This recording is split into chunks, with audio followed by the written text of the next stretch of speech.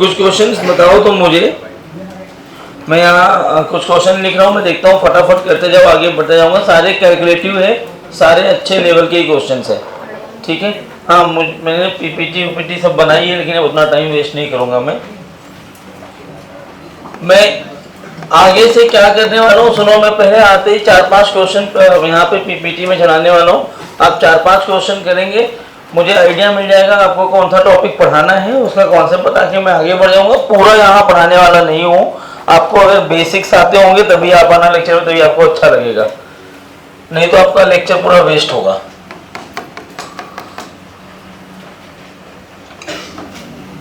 ऐसे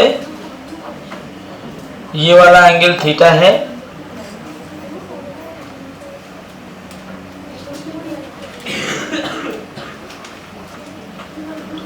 A, B, C. In the figure, all the surfaces are smooth.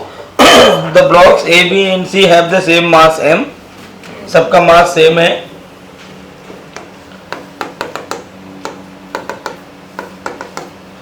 तीनों की value m है। F is the floor and W is the wall. ये F है और ये W है। Find the magnitude of the contact forces at all the surfaces after the system is released from rest. Find the magnitude of contact forces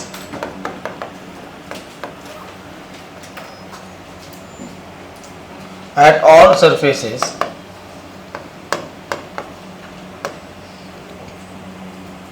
after the system is released from rest.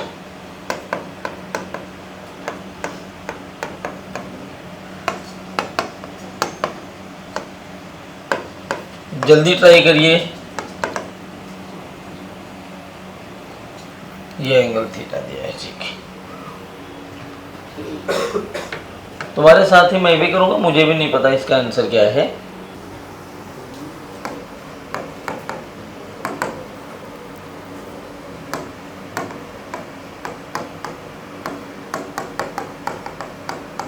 फटाफट match करते रहना।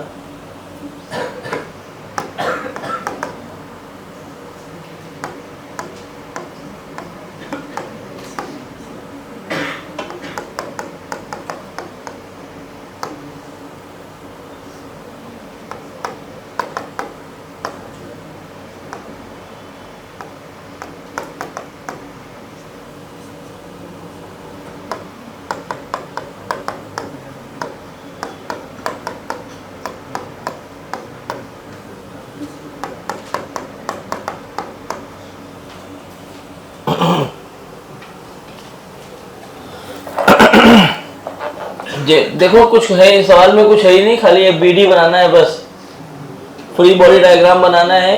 System को rest से release करोगे तो उसके बाद भी क्या होगा, क्या ये मूव करेगा क्या? ये वाला ट्रायंगुलर ब्लॉक नहीं करेगा, छोटा वाला ऊपर वाला उसके ऊपर कांटेक्ट बना के रखेगा, सही बात है ना। तो इस पे तुम्हें F net is equal to M a लगाना पड़ेगा बीच वाले पे, बाकी ब्लॉक कांटेक्ट में उनकी एफबीडी बनाओ, आपको सॉल्व हो जाएगा आपका आंसर। कैसे? ध्यान से देखो, अगर ये वाला एंगल थीटा दिया है तो क्या ये एंगल भी थीटा होगा? एक एक की एफबीडी बनाते हैं,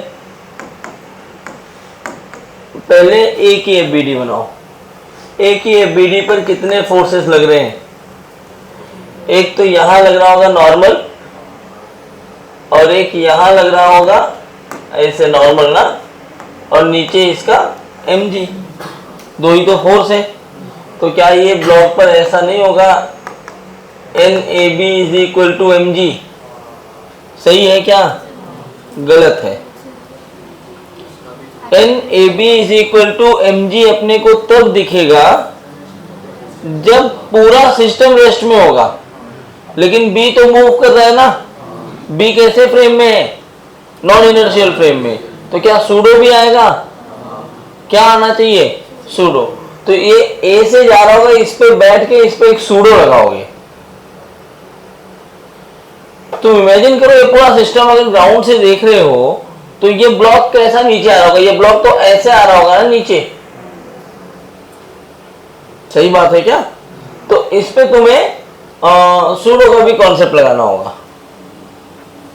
रुका हुआ सिस्टम होता, अगर ये बोलता the whole system is at rest तो बात अलग होती, लेकिन सरफेसेस स्मूथ है और कुछ भी रुका हुआ नहीं है, तो तुम्हें नॉन इनर्शियल फ्रेम भी देखना पड़ेगा, तुम्हें F net is equal to M A भी लगाना पड़ेगा। अच्छा सवाल है ये, जेईई एडवांस का आया हुआ क्वेश्चन है ये सब। ट्राई करो करो करो, मैं नहीं करने वाला हूँ। Normal F net is equal to M A का कॉन्सेप्ट है ये।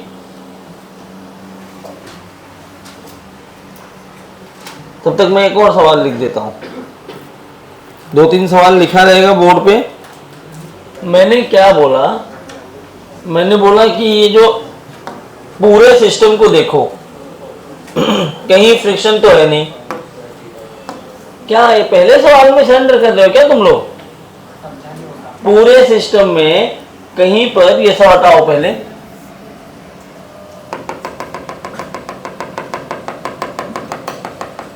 पूरे सिस्टम को देखो पहले, कुछ नहीं लिखा है। क्वेश्चन देख रहे हो, यहां कहीं फ्रिक्शन दिया नहीं है, मतलब म्यू तो 0 है। म्यू 0 होने का मतलब ये ब्लॉक बी पक्का स्लाइड करेगा, क्योंकि ब्लॉक बी पर नीचे कुछ mg sin थीटा लग रहा होगा और उसको बैलेंस करने वाला कोई फोर्स है नहीं। कोई दिख रहा है क्या फोर्स? नहीं दिख रहा है। सी वाला ब्लॉक मूव नहीं करेगा। करेगा क्या सी वाला ब्लॉक मूव? क्योंकि इधर भी फिक्स्ड है, इधर भी फिक्स्ड है, और जो भी इस पे नॉर्मल लग रहा है वो ऐसे लग रहा है। तो इस नॉर्मल का एक कंपोनेंट इस वॉल का नॉर्मल उसको बैलेंस कर देगा, और दूसरा कंपोनेंट mg के साथ मिलकर के ये फ्लो वाला सरफेस जो है ये बैलेंस कर देगा। तो बैलेंस्ड है, तो C तो बैलेंस्ड है, C की दिक्कत नहीं है, A और B की दिक्कत है। अब जब A वाला ब्लॉक ऐसे नीचे आएगा, B वाला ब्लॉक क्या ऐसे उसके साथ नीचे आ रहा होगा, ऐसे नीचे आ रहा होगा। हाँ, B वाला ब्लॉक अगर स्लाइड करके, अरे ठीक है वो ना समझो, B वाला ब्लॉक अगर स्लाइड करके नीचे आ रहा होगा तो क्या A वाला ब्लॉक उसके ऊपर ऐसे नीचे आ रहा होगा, इस डायरेक्शन में। सब तुम एक काम करो, सूडो वूडो भूल जाओ, सूडो से भी हो जाएगा सवाल, लेकिन अगर तुम्हें दिक्कत हो रही तुम सिंपल बेसिक समझो, Newton second law of motion, बाकी कुछ नहीं है। ए वाला ब्लॉक कैसे नीचे आएगा, ऐसे, इस डायरेक्शन में नीचे की तरफ कितना फोर्स होगा, mg, ऊपर की तरफ कितना फोर्स होगा, normal between A and B, जो भी तुम नाम देना चाहो। तो इसके ए के लिए अगर इक्वेशन लिखोगे तो क्या ए का इक्वेशन लिखा जाएगा, mg minus normal between A and B is equal to mass of A, m ही है, into acceleration of A. Correct. B के लिए अगर BD बनाओ तो बी किधर मूव करेगा, अलोंग द इंक्लाइन मूव करेगा, तो इसका mg इधर लग रहा होगा, ये नॉर्मल का जो ए नॉर्मल देगा वो भी ऐसे नीचे ही देगा, तो इसका नॉर्मल और यहां पे जो mg लग रहा होगा, एक नॉर्मल ऐसे भी लग रहा होगा, ये जो ये सरफेस लगा रहा होगा। सारे फोर्सेस बना लिए बी पर, बी मूव किधर कर रहा है, अलोंग द इंक्लाइन, तो उसके परपेंडिकुलर टू द इंक्लाइन वाले फोर्सेस बैलेंस हो जाएंगे। अलोंग द इंक्लाइन में F net is equal to M A लगाओ, तो वो बनेगा MAB। क्या बनेगा, MAB। अब कंस्ट्रेंट रिलेशन लगाओगे ए और बी के एक्सेलरेशन में रिलेशन निकालने के लिए।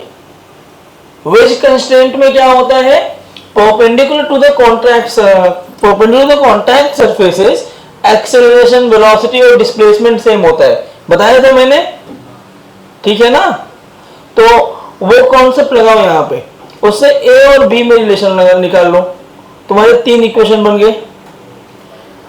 इसके लिए सी के लिए तो कोई सिंपल FBD बनानी है। सी पर क्या, ये यहां पर बी वाला एक नॉर्मल दे रहा होगा, या फ्लोर एक नॉर्मल, वॉल एक नॉर्मल दे रहा होगा, एक नॉर्मल फ्लोर दे रहा होगा, उसका खुद का मास mg नीचे लग रहा है। इसके सारे फोर्सेस को बैलेंस करो, ये 4 इक्वेशन है, इन चारों को सॉल्व करना है। जो बताया समझ में आया, करो। देखो टाइम पास मत करो, नहीं आए तो बोल देना, 2 मिनट और ट्राई कर लो फिर बोल देना। हाँ क्यों दो आएंगे? बिकॉज़ एक इसके ऊपर नॉर्मल ए से लगेगा उसी से। तो दो इक्वेशन थोड़ी है, तो फोर्स है ना। नहीं बट उसके लिए भी अलग से लिखेंगे। क्यों? एफबीडी में अलग फोर्स, नेट फोर्स लिखते हैं ना। अच्छा अब देखो ये पहला सवाल है, ये वार्म अप क्वेश्चन है आज का। एडवांस सेशन में मैं पहला लेक्चर है इसलिए तुम्हें बता रहा हूँ, ऐसे ही क्वेश्चंस चलेंगे, यही कॉन्सेप्ट है। तुम्हें इसमें क्या क्या चीजें मिल रही हैं, वेज कंस्ट्रेंट का रिलेशन मिल रहा है, F net is equal to M a मिल रहा है, दोनों रिलेशन के साथ चल रहे हैं। मैं इसको कहाँ कहाँ जो अच्छा चलो अच्छा ट्राई कर लो पहले। इसका वेज कंस्ट्रेंट में ऐसा बोलते हैं बी जिस क्रॉस में जाएगा उसी वजह से ए भी जाएगा। क्यों हो जाएगा उस वजह से? नहीं जाएगा। ये तो वर्टिकल जा रहा है ना, तो वही तो रिलेशन निकालना है तुम्हें कि ए और बी में क्या रिलेशन है। आपने हमें वेज कंस्ट्रेंट कैसे निकाला? Velocity perpendicular to contact surface same होते हैं। वेलोसिटी अच्छा ब्लॉक और कॉन्टैक्ट सरफेस का सेम होगा वैसे। मजा आ रहा है?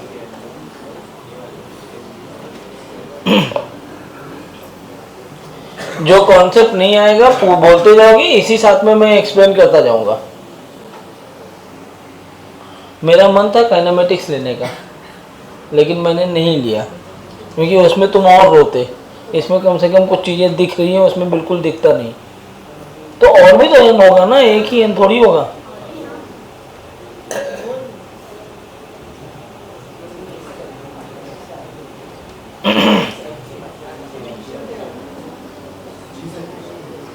चलो आओ मिल के करते हैं, बहुत टाइम ले रहे हो।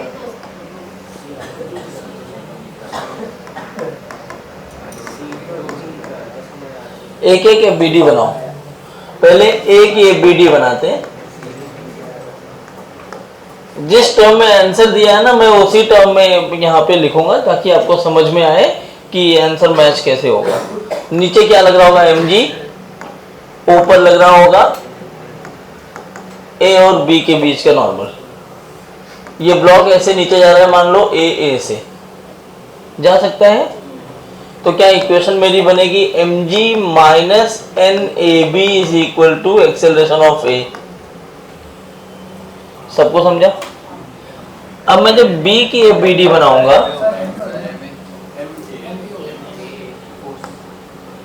तो जब b का मैं एफबीडी बनाने वाला हूं तो b की एफबीडी पर ये ऐसे लाइन है, तो इसका mg तो ऐसे लग रहा होगा, ये वाला एंगल थीटा दिया है क्योंकि ब्लॉक यही है ना ट्रायंगुलर, तो mg इधर, तो नॉर्मल किधर आएगा? ये कॉन्टैक्ट सरफेस है तो नॉर्मल एक तो ऐसे आएगा, this is the normal between b and c, ठीक है। और एक नॉर्मल mg की डायरेक्शन में और कौन देने वाला है? a, तो वो होगा एन ए बी। और कोई फोर्स नहीं, जा किधर रहा है ब्लॉक? नीचे ए बी से। क्या यार ये बोर्ड है कि क्या है? दिमाग खराब कर दिया। अब बताओ, इतना मेहनत से सब लिखा, कहीं मच्छर विच्छर तो नहीं बैठा है?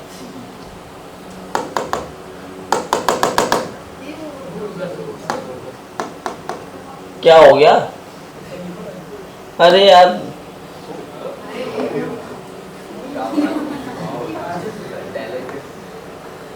ये ए बी से इधर जा रहा है, अब सारे फोर्सेस को इस डायरेक्शन में लाना पड़ेगा तभी तो इक्वेशन बन पाएगा ना। जरा देखो तो जो इसके इक्वेशंस बनने वाले हैं, इस डायरेक्शन में कितना फोर्स आएगा? इधर फोर्स आएगा mg plus N A B sine theta, ठीक है क्या? इस वाले नॉर्मल को देखोगे NBC को, तो NBC का भी ये वाला फोर्स इधर आएगा, कंपोनेंट निकालो NBC का, ये जीरो हो जाएगा। कैसे? 90 डिग्री पे है क्योंकि कॉन्टैक्ट सरफेस के परपेंडिकुलर नॉर्मल लग रहा है। इसके कंपोनेंट लिखोगे इधर, तो ये थीटा है तो ये भी थीटा होगा। This is mg plus NAB cos theta. Block इधर जा रहा है और कोई फोर्स नहीं, कोई दिख रहा है और फोर्स, और कोई फोर्स दिख रहा है? हाँ, कैलकुलेशन चेक करते रहना। मुझे तो और कोई फोर्स नहीं दिख रहा है, आपको दिख रहा होगा, कहीं गलती मेरे से हो गई तो बता देना मुझे। तो यहां ऐसे लिखूंगा मैं, NBC बराबर हो जाएगा mg plus NAB cos theta के। ठीक है, जरूरत नहीं पड़ेगी इसकी, लेकिन मैंने लिख दिया। दूसरा इक्वेशन बनेगा mg sin थीटा, या mg वैसे पूरा लिखो, mg plus NAB sin theta is equal to m times of AB। ठीक है, कोई दिक्कत? एक और इक्वेशन बनाया जा सकता है ऐसे ही, पहले C का भी इक्वेशन बना लेते हैं। उस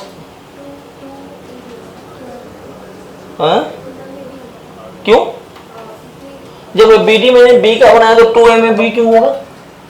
इंडिविजुअल ब्लॉक का लिख रहे हैं ना, ऐसा नहीं होता। FBD का मतलब क्या होता है? F मतलब फ्री।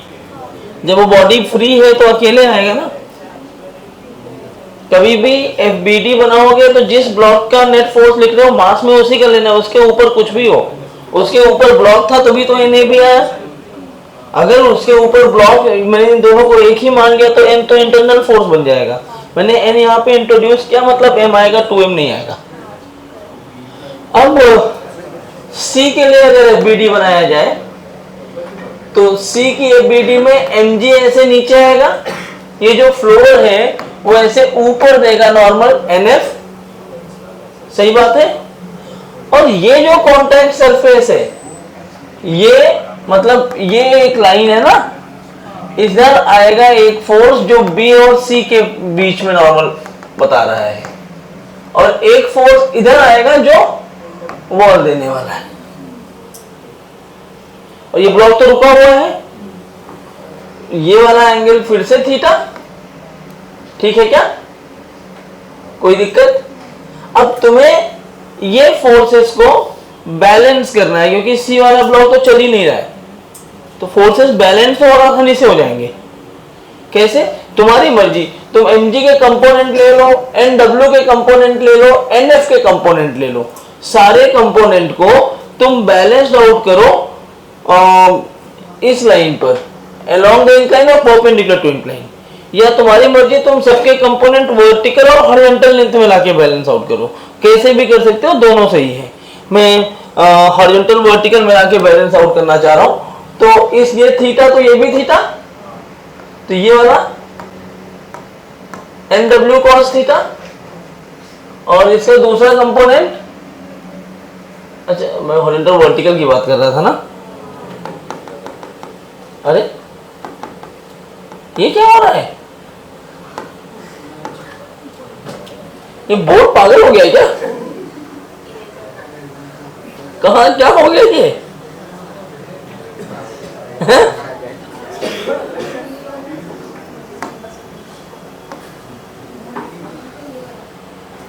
इसको हटा दो।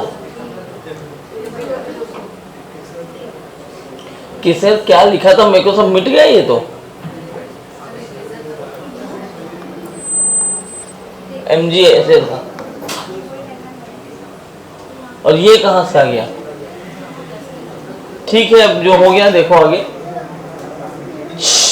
इधर सबको, ये हॉरिजॉन्टल तो ऑलरेडी है, ये भी वर्टिकल, ये भी वर्टिकल। इस NBC का कंपोनेंट लोगे तो इधर कंपोनेंट आएगा NBC cos थीटा, इधर एक कंपोनेंट आएगा NBC sin थीटा।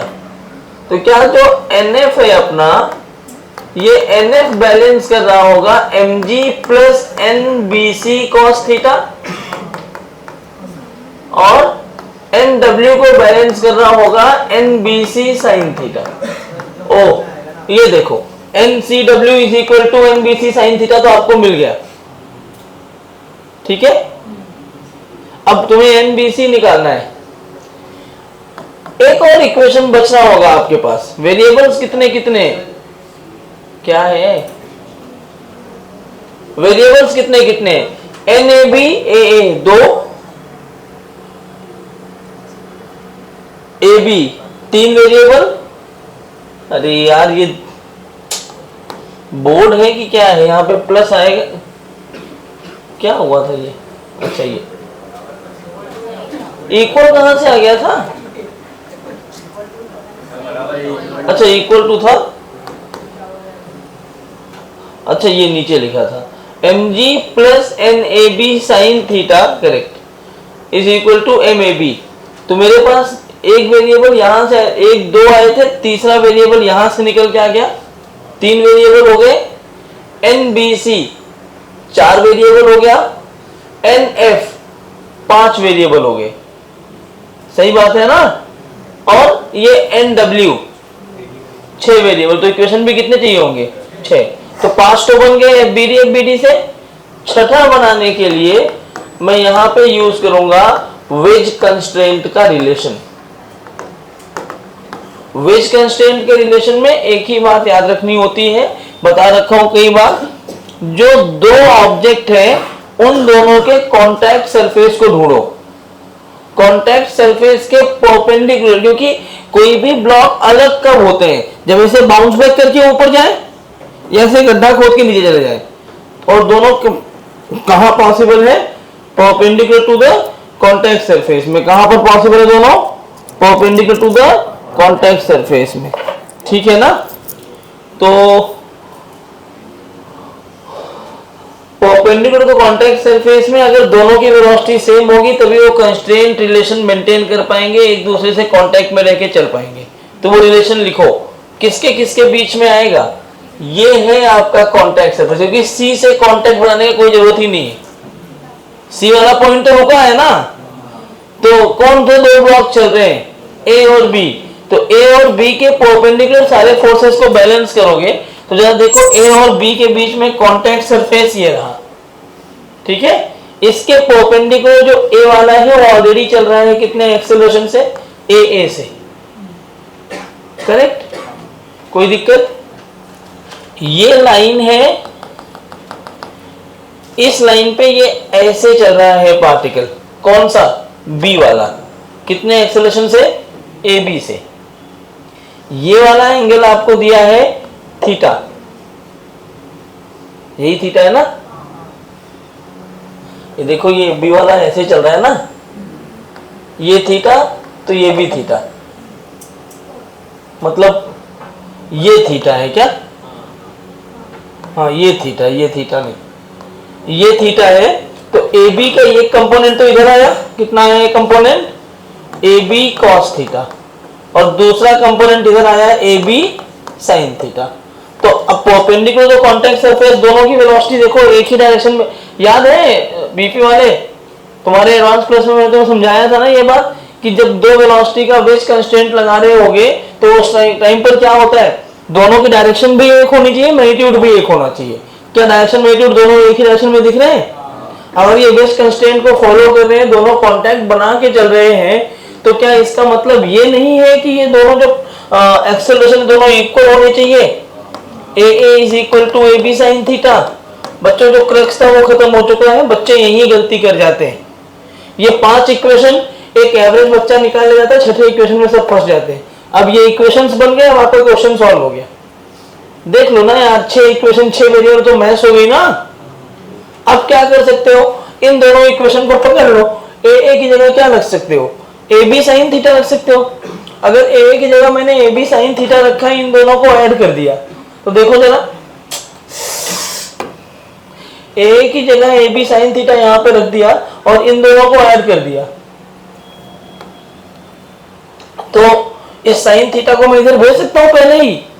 तो अगर ये साइन थीटा इधर चला गया तो उस केस में क्या हो जाएगा, ए बी कैंसिल हो गए, ऐड करते ही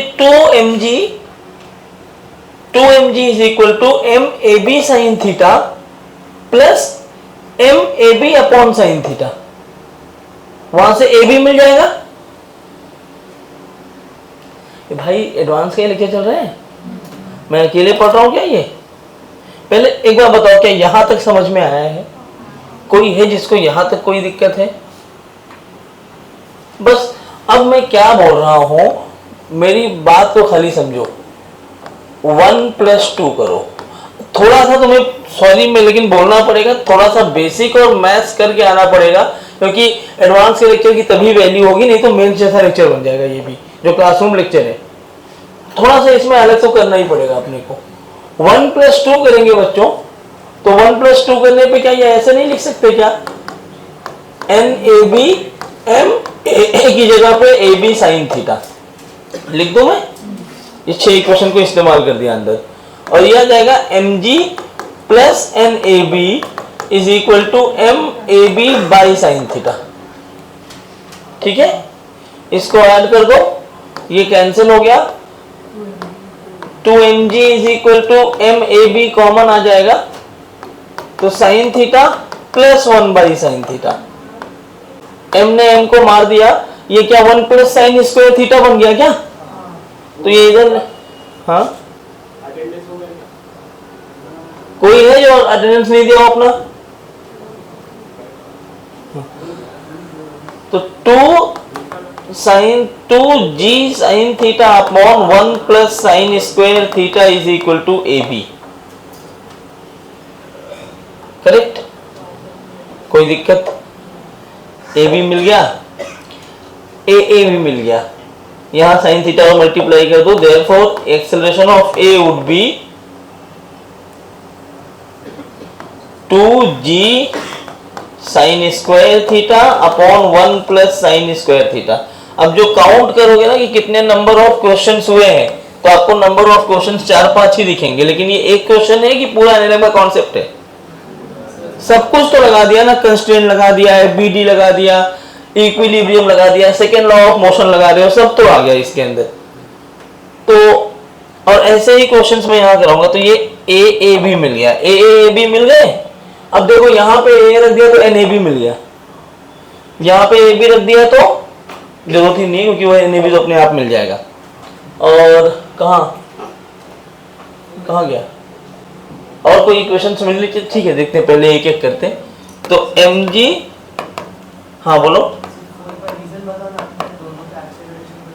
वेस्ट कंस्टेंट का कॉन्सेप्ट है, याद रखो, उनको भी इतना ही बताया है, और तुम्हारे काम की चीज नहीं, तुम्हें याद रखना है velocity, displacement, acceleration perpendicular to contact surface equal होने चाहिए if they are in contact. ठीक है, उसमें बहुत ज्यादा दिमाग लगाओगे तो फिर तुम्हारा जो आ रहा है वो भी भूल जाओगे।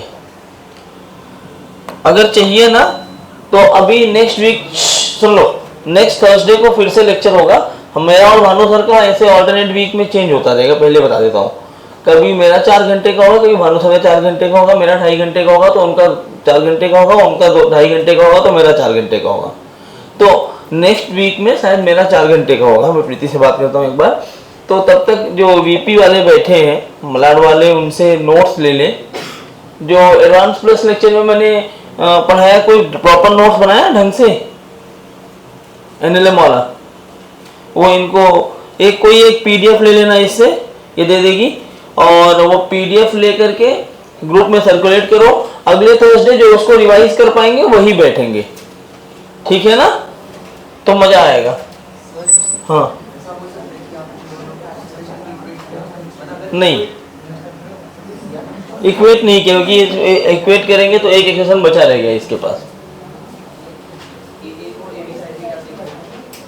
क्यों इक्वेट किया, वही तो पूछ बताना है।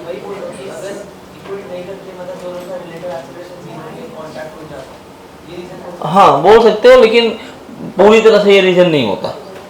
ये जब DC पांडे करते हो, DC पांडे का एक क्वेश्चन है, स्फीयर लगा हुआ है, उसमें बहुत क्लियर समझ में आता है, इसलिए बोल रहा हूँ पहले नोट्स लेके लिख लो, उसमें लिखा हुआ है, फिर मैं थोड़ा सा एक्सप्लेन कर दूंगा अलग से तुम्हें। ठीक है, mg माइनस NAB क्या होगा, ये किसके बराबर होगा? जोशी नहीं है आज भी। MAA की वैल्यू कितनी है? 2g sign square theta upon 1 plus sine square theta.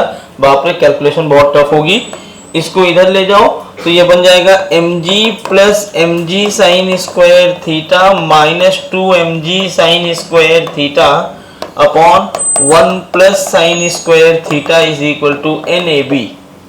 तो mg कॉमन ले लिया, आ जाएगा ना कॉमन, तो ये क्या बनेगा sign square theta minus 2 sign square theta. हाँ तो 1 माइनस साइन स्क्वायर थीटा बन जाएगा क्या ये? इन दोनों में से कुछ तो गड़बड़ किया होगा, अगर कहीं गलती दिख रही है तो। सही है ना, मिल रहा है ना इक्वेशन में, बस आंसर आ रहा तो ठीक है। अच्छा हाँ, ये 1 माइनस साइन स्क्वायर थीटा बन जाएगा mg cos square theta upon 1 plus sine square theta. अब मैं आगे नहीं सॉल्व कराऊंगा, एक मिल गया, सब मिल जाएंगे, नोट कर लो और लिखना अपनी लैंग्वेज में क्या क्या किया है। यहाँ पे कितने लोग थे जो आंसर के क्लोज पहुंच गए थे? आ गया था, गुड। और कोई?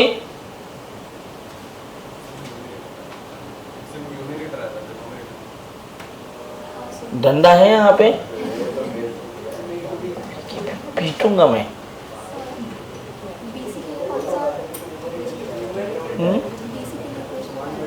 अरे आएगा ना, ये सब इक्वेशन ही तो है। NBC कहाँ है? इसमें है NBC। कहीं किसी इक्वेशन से BC निकालो, है ना ये इक्वेशन। NAB मिल गया तो यहाँ रखोगे तो BC मिल जाएगा। अब घर पे निकालते रहना, यहाँ जो पढ़ोगे ऐसे मैं इक्वेशन बना के एक आध मैच कर दूंगा ताकि आपको शांति मिल जाए आपके आत्मा को कि आंसर मिल रहा है। अब उसके आगे आप कर लेना।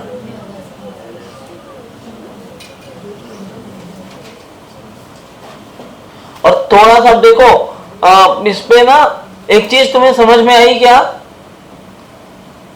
क्या कोई नया ऐसे उड़ता हुआ कॉन्सेप्ट आता है क्या एडवांस में कि जो तुम पढ़े ही ना हो, कोई बाउंसर निकल गया हो? होता क्या है क्वेश्चन में? बेसिक क्वेश्चंस जो आएंगे, बेसिक क्वेश्चंस में आपको वो मिलेगा, वो मतलब एक एक कॉन्सेप्ट। हाँ, वेज कंस्ट्रेंट में अगर किसी को अभी लिखना है कॉन्सेप्ट तो लिख लेना, displacement if two blocks are in contact, ऐसा इन वेज, जिनको नहीं आ रहा है उनके लिए बोल रहा हूं, मलाड के लिए specially. In wedge constraint if two objects are in contact, in wedge constraint if two objects are in contact or in contact, in wedge constraint if two objects are in contact then their displacement oblique velocities, then their displacement oblique velocities oblique accelerations। ध्यान से देखना, मैंने सब vector बोला है तो magnitude भी और डायरेक्शन दोनों मैटर करता है। Perpendicular to the contact surface has to be same, perpendicular to the contact surface has to be same.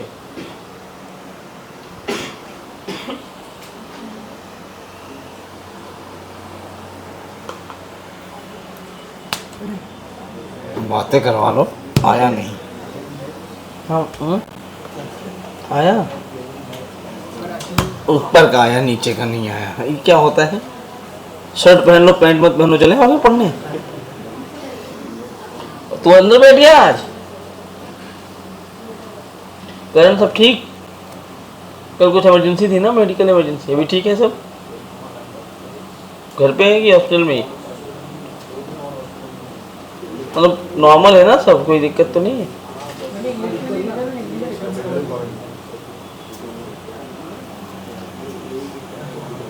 कुशलराज कहाँ फंस गए?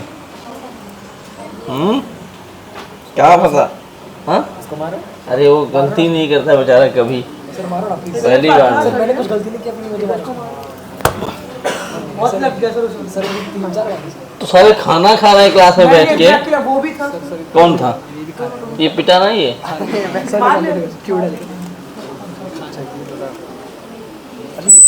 इधर ला, इधर ना था। गलत बात है। डाइट चुरा है ना ये।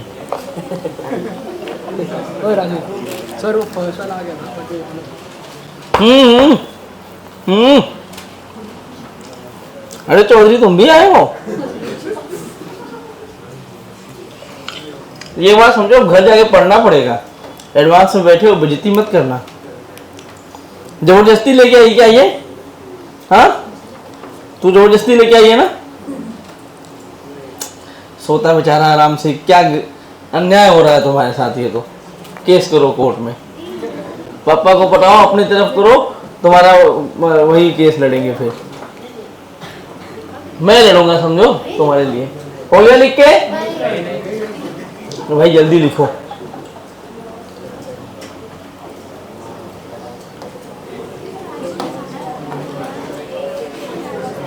तब तक एक नया सवाल ये सही कर देना। कुछ ऐसा ही है,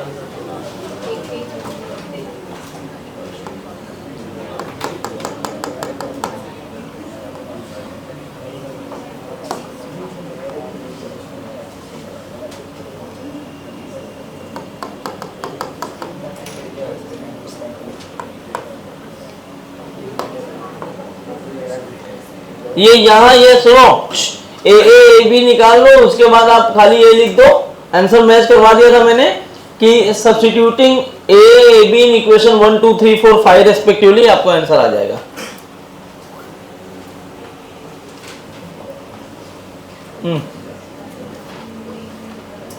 ये बोर्ड गड़बड़ा गया है क्या अपने? कल से पैदल हो गया ये, तुम लोगों के साथ रहने लगा।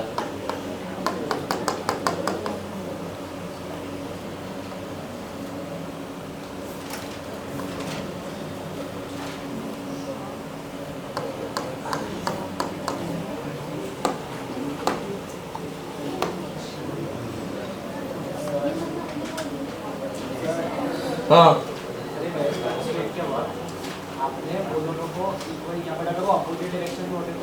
तो पॉसिबल है दोनों कांटेक्ट छोड़ देते, वे जो कंस्ट्रेंट बनता ही नहीं। तब कंस्ट्रेंट का मतलब ही मजबूरी होती है, साथ में रहना। जब दोनों अलग अलग जाएंगे, साथ में रहने की कोई मजबूरी है ही नहीं, तब कंस्ट्रेंट का वहां पे वैलिड ही नहीं है concept.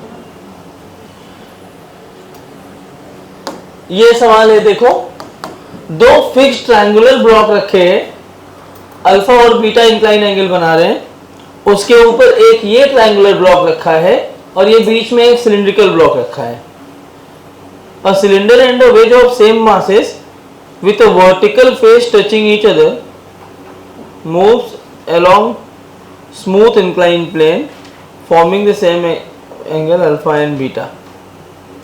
Okay, forming the same angle है। मैं बोलूं क्वेश्चन पूरा? A cylinder and a wedge, लिख लो फिर डायग्राम बनाते रहना। A cylinder and a wedge of same masses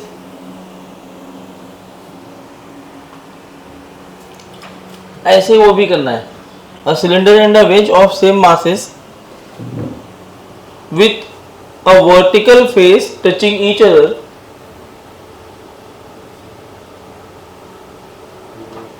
a cylinder and a wedge of same masses with a vertical face touching each other move along two smooth inclined planes, move along two smooth inclined planes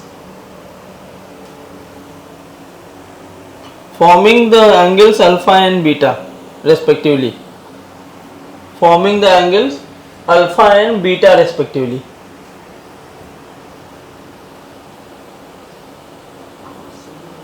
With the horizontal.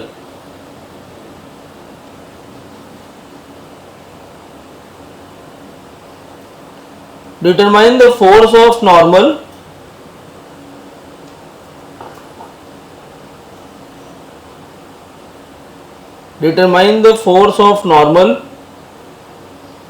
N exerted by the wedge on the cylinder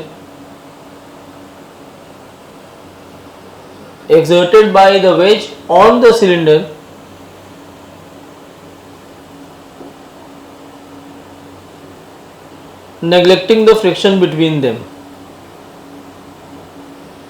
मतलब ये cylinder पे ये veg कितना normal लगा रहा होगा ये पूछा है। ये है ना वेज, ये दोनों फिक्स जो है। बस डायग्राम बनाइए, सॉल्व करिए। इसका भी आंसर मैं लिख दे रहा हूँ ताकि आप गलत कर रहे होंगे तो पहले सरेंडर कर दीजिए।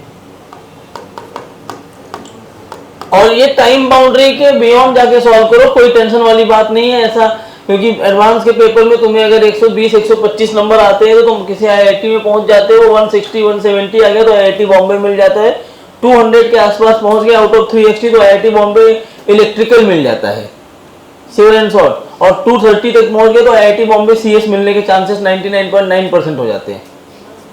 220 लाने के लिए आपको 50 क्वेश्चन करने होते हैं 6 घंटे में, 55 क्वेश्चन, 6 घंटे में 55 क्वेश्चन मतलब 360 मिनट में 55 क्वेश्चन, तो एक क्वेश्चन को 7 से 8 मिनट तुम्हें पेपर में मिलता है, और अभी उसकी प्रैक्टिस कर रहे हो तो 10 से 15 मिनट दे सकते थे। तो बिल्कुल परेशान नहीं होना है तुम्हें।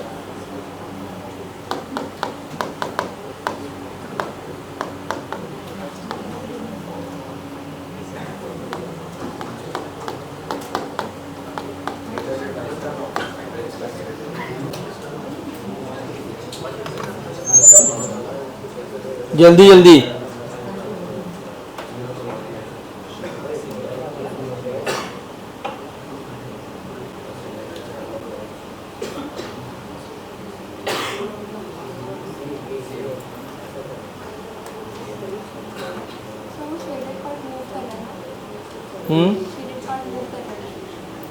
हाँ करेगा ही ना।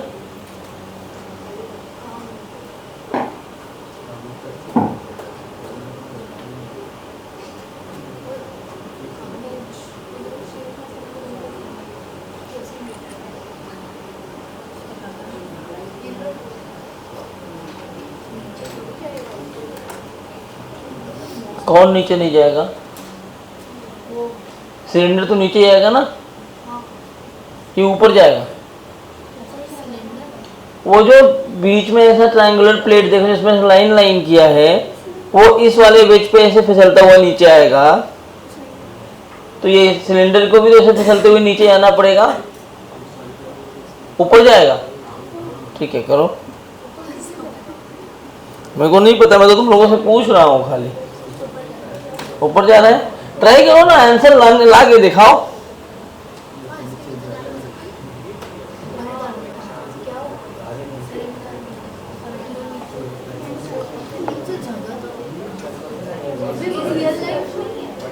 Real life diagram of two graph but एक सेकंड वो जाएगा, वो बोल रहे हैं वो वेज नीचे जाएगा 5 जगह, ऊपर से नीचे आ रहा होगा तो ऊपर जाने से सिलेंडर को क्या दिक्कत है, तो जाने दो ना। नेगेटिव में हो जाएगा ना, नेगेटिव अगर मेरे में तो ये नेगेटिव आएगा।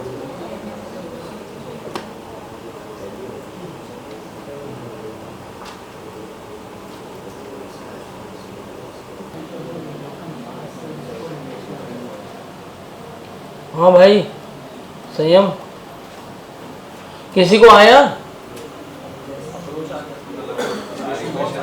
अप्रोच तो सबको आ जाएगा,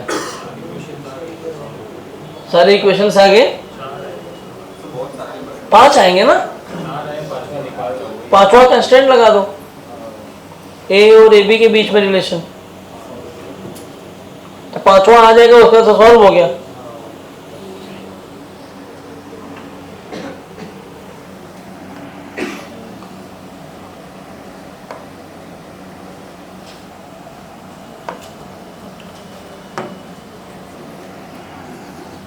देखो FBD बनाते हैं, इसको 1 बोलता हूं, इसको 2, इसको 3 और इसको 4। सबसे ज्यादा इंपॉर्टेंट FBDs किसकी हैं? 3 और 4 की। 1 और 2 तो स्टेशनरी है, फिक्स्ड है, तो कोई दिक्कत नहीं है। अगर मैं 3 की FBD बनाऊं तो ये लाइन है, ये वाला एंगल दिया है अल्फा, करेक्ट ना। इसका mg कैसे लग रहा होगा? नीचे की तरफ, m बराबर दिया ना दोनों का, और ये जो ये फिक्स सरफेस है ये इसको नॉर्मल दे रहा होगा इधर, और ये नॉर्मल कितना होगा n/3 ड्यू टू 1। सही है ना, आ गया? फिर सॉल्व करो, ये आएगा n/3 ड्यू टू 1। और दूसरा ये सिलेंडर भी इसके साथ कांटेक्ट में है, ये नॉर्मल देगा इधर n/3 ड्यू टू 4। ठीक है, ये जाएगा किधर? along the inclined he slide कर रहा होगा। क्या स्लाइड ऐसे कर रहा होगा? ये A3 बोल दूं इसको मैं, तो अब क्या करना है, सारे इक्वेशन को इधर लेके आना है। ये अल्फा दिया है तो अल्फा के दो कंपोनेंट ऐसे बनेंगे, ये भी अल्फा ही होगा, ये mg cos अल्फा होगा और ये बनेगा mg sin अल्फा। ये 90 माइनस अल्फा बनेगा तो ये आएगा n/3/4 sin अल्फा और ये ऊपर आएगा n/3/4 cos अल्फा। सही लिख दिया क्या मैंने? कोई दिक्कत किसी को यहां तक? देखो बहुत साफ साफ लिख रहा हूं इसीलिए इस बार।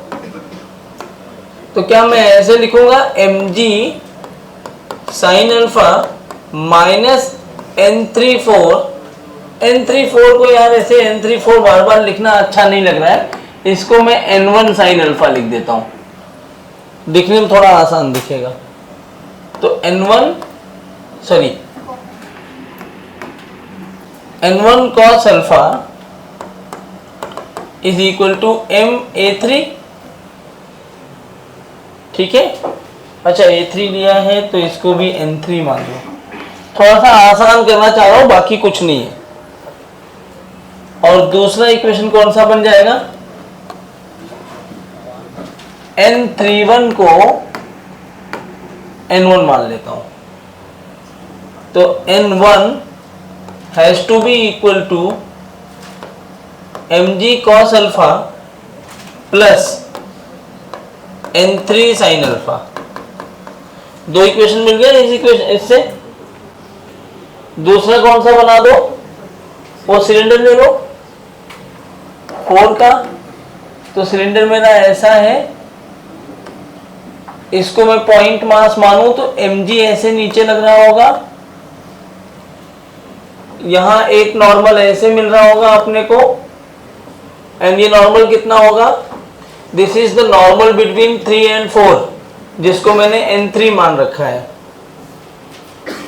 सही है ना, n3 मान रखा है, और यहां पर भी तो कांटेक्ट बना रहा है ये, और ये एंगल कितना दिया जहां कांटेक्ट बन रहा है? बीटा दिया है। तो एक नॉर्मल मेरे पास ऐसे आ रहा होगा, दिस इज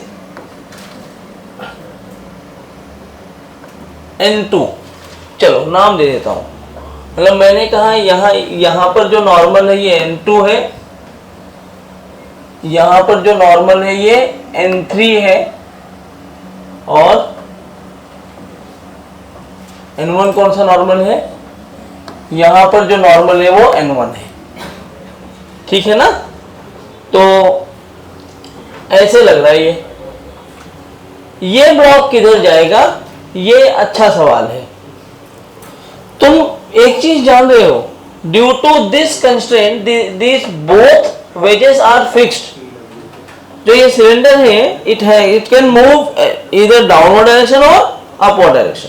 तुम अपवर्ड मानो डाउनवर्ड मानो, खाली प्लस माइनस की गलती आएगी, बाकी कोई फर्क नहीं पड़ेगा। हालांकि मुझे देख के दिख रहा है जब ये नीचे आएगा ये तो हट नहीं सकता अपनी जगह से, ये सिलेंडर है, क्या सिलेंडर ऐसे कॉम्प्रेस होना चालू होगा, लेकिन रिजिड बॉडी में कॉम्प्रेशन पॉसिबल तो होता नहीं है, तो ये अपने आप को बचाने के लिए नीचे जाएगा तो और दबता चला जाएगा ना, तो किधर जाना चाहेगा वो? ऊपर। तो मान लेता हूं, मान क्या लेता हूं, जा ही रहा होगा ऐसे ऊपर, और ये जा रहा होगा A2 से, मान लो। हाँ कैसे? सीधा ऊपर कैसे जाएगा? ऐसे क्यों जाएगा? सीधा ऊपर ही जाएगा ना। अरे तुमने ये सवाल नहीं देखा किया होगा ना, कौन सा ऐसे रहता है,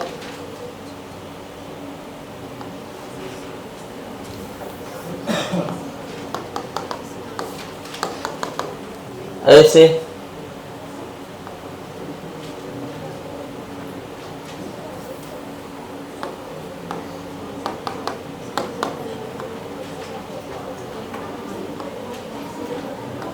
ऐसे रहता है ये सवाल।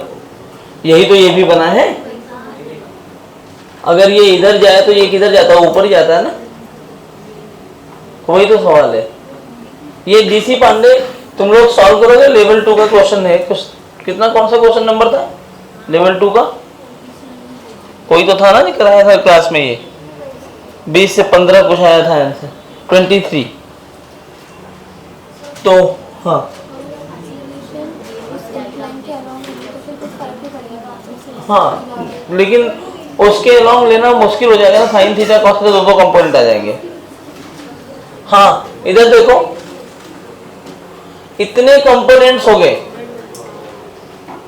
ठीक है। तुम्हें ऐसा मानना हो, मान के साइन थीटा कॉस थीटा में करोगे, एक कंपोनेंट 0 मिल जाएगा तुम्हें, फर्क नहीं पड़ता, ठीक है। अब अगर मैंने, सुनो, अगर मैंने ऐसा मान लिया तो क्या होगा, इसके सारे फोर्सेस को A2 इधर नहीं, इनफैक्ट A2 ऐसे दिखा रहा है कि मैं इधर जा रहा हूं, तो इस सारे फोर्सेस को वर्टिकल लाइन पे मुझे ड्रॉ करना पड़ेगा। और वर्टिकल लाइन पे सारे फोर्सेस को ड्रॉ कैसे कर सकते हो? वर्टिकल लाइन पे सारे फोर्सेस को ड्रॉ करने के लिए क्या मुझे ये वाला एंगल बीटा पता है, तो और कोई एंगल पता है क्या? ये वाला एंगल भी पता है क्या? तब ये बीटा ही होगा।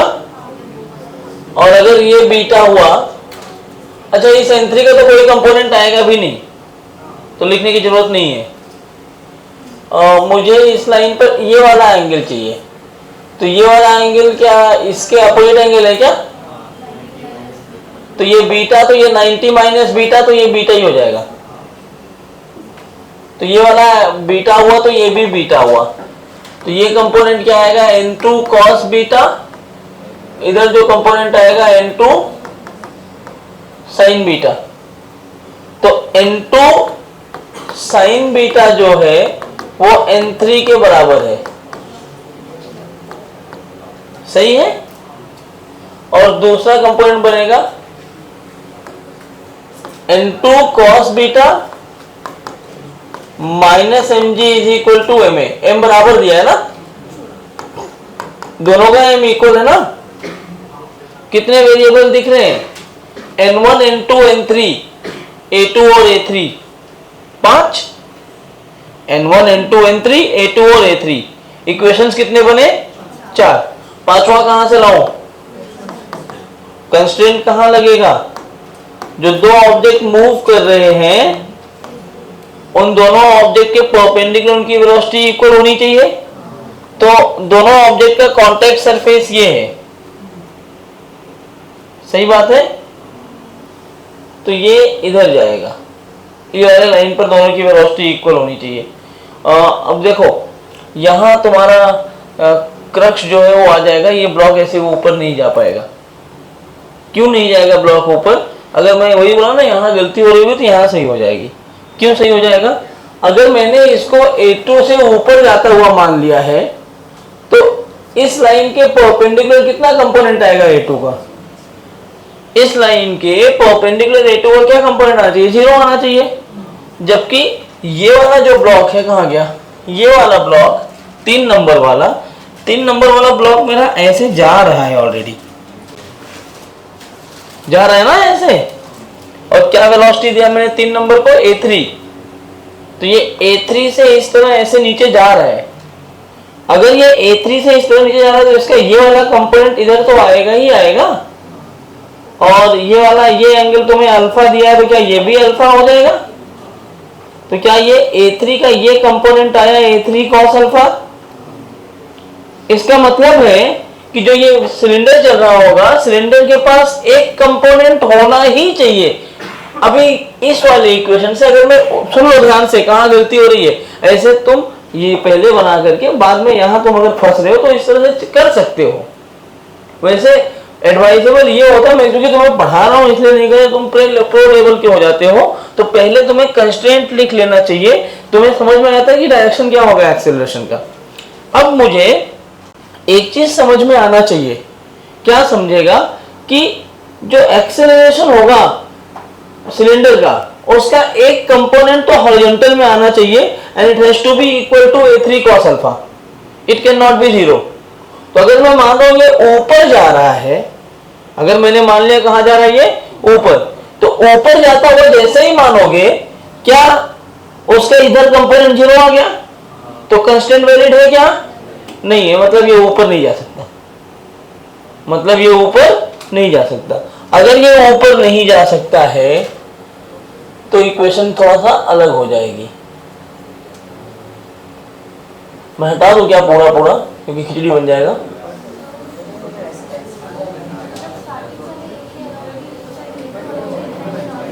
हाँ, अब इधर आवाज नहीं, ये एंगल बीटा दिया है।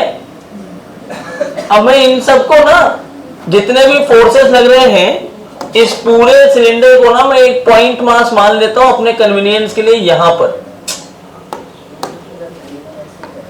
पर तो ऐसे नीचे क्या लग रहा होगा mg, सही बोला मैंने, इधर क्या आ रहा होगा ये वाला नॉर्मल, ये नॉर्मल की कुछ वैल्यू मैंने दी थी इसके पहले, कितना लिखा था n2, ठीक है, हाँ वो लिखा है n2, और इधर एक नॉर्मल आया था n3, और कोई फोर्स तो है नहीं, और मैंने देखा कि ये ब्लॉक जा किधर सकता है, ऐसे जाएगा कि उसका एक कंपोनेंट हॉरिजॉन्टल n3 की डायरेक्शन में आए, और ये तभी पॉसिबल है जब मैं इसको इस लाइन पर ले जाऊं, इधर आना है ना। देखो तुम्हें ये भी समझ में आएगा डायरेक्शन क्या होगी, ऊपर जाएगा कि नीचे, यहां से समझ में आ गया तुम्हें, क्यों समझ में आया, क्योंकि मुझे a3 cos अल्फा जो इस वाले सरफेस का एक्सेलरेशन आ रहा है परपेंडिकुलर टू कॉन्टैक्ट सरफेस और राइट में आ रहा है, तो जो सिलेंडर है वो ऐसे चलेगा कि वेज कंस्टेंट लगाने के टाइम जो perpendicular to the contact surface आना चाहिए, it has to be in a right direction, और राइट डायरेक्शन में लाने के लिए इसको ऊपर जाना पड़ेगा, नीचे जाएगा तो उसका कंपोनेंट लेफ्ट में आएगा। समझ में आया, ये इधर क्या होगा, ये मान लेता हूं मैं a2 है, सारे फोर्सेस को इस लाइन पे लेके आना पड़ेगा। n2 का ये वाला कंपोनेंट कितना होगा, 0, कोई फर्क ही नहीं पड़ता, ये बीटा, तो ये भी बीटा, ये बन जाएगा mg cos बीटा, इधर आएगा mg sin बीटा, ये 90 माइनस बीटा, तो ये n3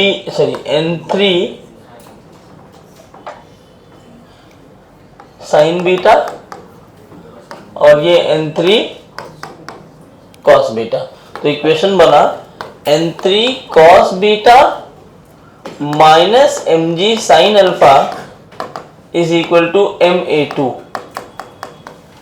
और फिर एक इक्वेशन बना n2 is equal to n3 sin beta plus mg cos beta. हाँ, कहाँ पे, यहां पर, ठीक, अब कोई दिक्कत तो नहीं है। ये थीटा क्या लिखा है मैंने तब, n1 mg cos अल्फा, ठीक है, वो देख लेना कहीं थीटा वो जल्दीबाजी में लिख देता हूं। तो ये देखो, अब ये वाला ब्लॉक तो ऐसे जा रहा है, ये वाला एक्सेलरेशन कितना आया था अपने को a2, ये वाला एंगल अपने को बीटा दिया है, तो ये भी बीटा ही बनेगा, तो क्या ये आएगा a2 cos बीटा, तो एक इक्वेशन आ गया a2 cos beta is equal to a3 cos alpha. अब 5 वेरिएबल है, 5 इक्वेशन है, अब तो सॉल्व कर सकते हो कैसे करोगे? मैं पहले थर्ड और फर्स्ट को अप्रोच करूंगा एक साथ लेकर के। करने का तरीका देखो कैसे। मैं चाहूं तो A3 की जगह रख सकता हूं ना A2 cos beta by cos alpha. जैसे ये रखा मैंने, इन दोनों को साथ में लिया तो तुम्हें दो वेरिएबल दिख रहे होंगे, एक N3 और एक A2, क्योंकि A2 A3 का एक ही वेरिएबल बन गया। उन दोनों को सॉल्व करो, आंसर आएगा।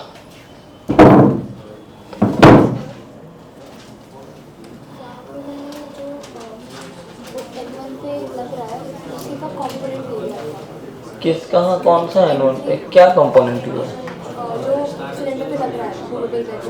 नहीं तो N1 कहाँ सिलेंडर पे लग रहा है? हाँ, ऐसा नहीं होता। नहीं बेटा, मैं बार बार बोल रहा हूँ FBD, free body diagram, consider cylinder is free from the ways and all, draw the forces which is either acting, draw the forces which are directly acting through the contact of other body। तो cylinder किसके किसके contact में? Beta inclined वाले veg के contact में है, और वो जो मूव कर रहा है वेज उसके कांटेक्ट में है। तो N1 वाला तो कांटेक्ट ही नहीं बना रहा, तो क्यों लगाएंगे उसका नॉर्मल? उसकी वजह से जो नॉर्मल आएगा वो इनडायरेक्ट रिलेशन देगा, डायरेक्ट कोई नहीं देगा। तो गलत है। अरे समझ आया क्या? बहुत टफ है क्या? हाँ सर, मतलब तुम्हें इन क्वेश्चन से सेल्फ एनालाइज करना था। अभी तुमसे पूछ रहा हूं मैं, मुझे बताना है, तुम ही बताओगे इन क्वेश्चंस में आप किस पॉइंट पर गलती करें। जैसे इसका मुझे समझ आया, इसको FBD में प्रॉब्लम है, इसको फ्री बॉडी डायग्राम में प्रॉब्लम है। कितने लोग हैं जिनको फ्री बॉडी डायग्राम में और प्रॉब्लम है? ईमानदारी से बताओगे तो मैं कुछ कर पाऊंगा। हाँ, बड़ा हाथ खड़ा करो। ऐसे देख के तुझे नहीं आता तो खड़ा करना। वॉलजीत तू क्यों आया? सारे ये यहाँ पे 100 नंबर प्लस वाले आएंगे, ये भी बताया गया ना तुम्हें। और ये मेहनत करते रहना। 100 अभी पहली बार के लिए है, ग्रेजुअली मैं इसको 130 140 लेके आऊंगा। वो कट ऑफ जो क्वालिफाई करेंगे वही आ पाएंगे, क्योंकि क्यों प्रॉब्लम क्या है ये समझो। यहाँ तुम्हें इसलिए बैठा जा रहा है कि आप एडवांस की तैयारी करो, और आपका एडवांस कट ऑफ तो क्लियर होना चाहिए ना। जो रियल कट ऑफ होगा वही 120 के आसपास होता है, 120 तो वहां पे कट ऑफ ही होगा। तो पहले मेंस अच्छे से करना पड़ेगा, नहीं तो हम एडवांस में बैठ के एडवांस खूब कर ले, मेंस क्वालिफाई नहीं कर पाए। क्योंकि दोनों की तैयारी देखो अलग अलग है, दोनों पेपर का डिमांड अलग अलग है। उस पेपर में क्या डिमांड है? एक कॉन्सेप्ट पकड़ो, 2 मिनट में खत्म करो। इसमें क्या है? मल्टी कॉन्सेप्ट को इस्तेमाल करो, 10 मिनट तक करते रहो। तुम 10 मिनट वाला करना सीख गए, 2 मिनट वाला कर ही नहीं पाओगे, प्रैक्टिस नहीं हो पाएगी। इसलिए दोनों को बैलेंस करके चलना पड़ेगा। तो FBD में दिक्कत हुई कुछ लोगों को। अच्छा, कितने ऐसे लोग हैं जिनको कंस्ट्रेंट में प्रॉब्लम है? साले VP वाले हाथ खड़ा कर रहे हैं। कत्ल कर दूं कोई फर्क नहीं पड़ता। मैं पढ़ाया ना अभी कंस्टेंट तुम लोगों को, तब भी प्रॉब्लम है। तू आया नहीं था ना, मर जा साले तू। बीमार था सर, मैं ही बीमार होके पढ़ाया, उसके बाद भी कंप्लेन कर दिया मलाड वालों ने कि 2 नंबर छोड़ दिया। चलो, तो ये कंस्ट्रेंट जो है वो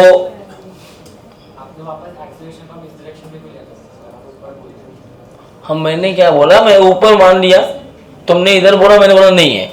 मैं जब ये कंस्ट्रेंट लिखा तो मेरी समझ में आया कि अगर मैं ऊपर मान रहा हूं तो सिलेंडर का कोई भी acceleration perpendicular to the contact surface नहीं आ रहा है, जबकि दूसरे वेज का एक्सेलरेशन ऑलरेडी इधर है।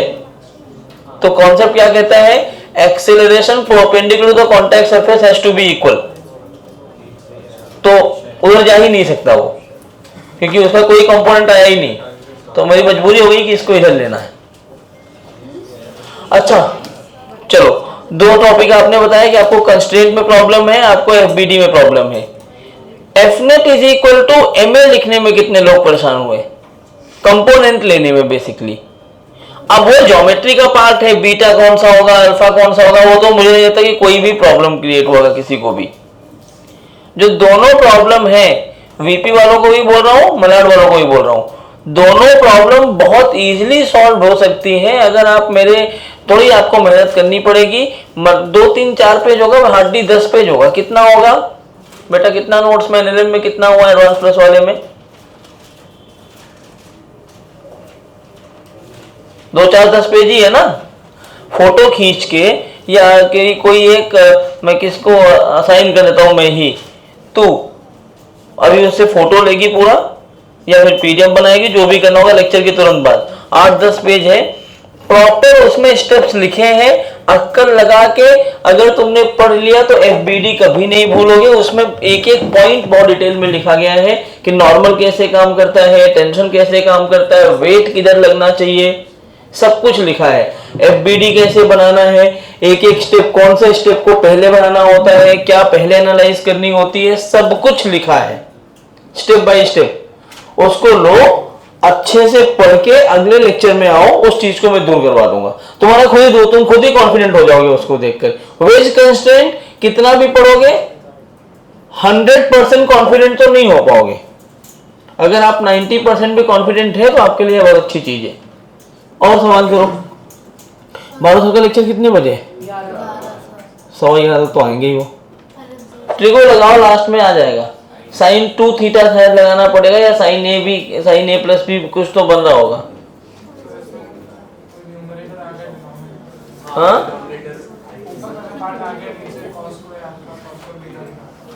अच्छा, ऊपर वाला पार्ट आ रहा है, नीचे वाला नहीं आ रहा है। एक बार तुम भी ट्राई करना, मैं भी करता हूँ, क्योंकि इक्वेशन सही है, इक्वेशन में कोई गलती नहीं है, मुझे ऐसा लगता है। हाँ अब इसमें किसी को नहीं आ रहा ना लंबा फॉर्मेशन, तुझे आ गया, तू डेनोमीटर ला दे, वो तू आधा ऊपर का आता है, उसको ऊपर आया, तू नीचे वाला ला दे, बराबर हो जाए। अच्छा बच्चा है वो, तो मस्ती करता है। बंद कर दी। ये बोल कौन रहा है?